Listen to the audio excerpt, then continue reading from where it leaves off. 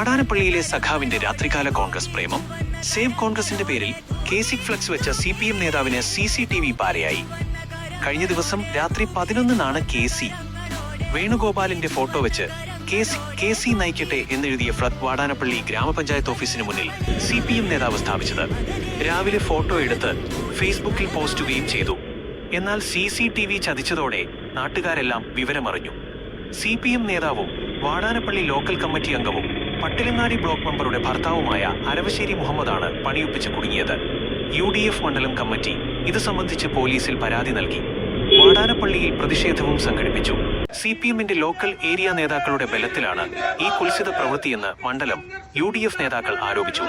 വാടാനപ്പള്ളിയിൽ നടന്ന പ്രതിഷേധ പ്രകടനത്തിന് KV Sijith, PA സിദ്ദീഖുൽ Akbar, Shaju Panikkaveettil, Sunil Valath, AS Sabith, Jubumon Vadanappally, Fazil, Abdul Jaleel, KM Dilshad തുടങ്ങിയവർ നേതൃത്വം നൽകി.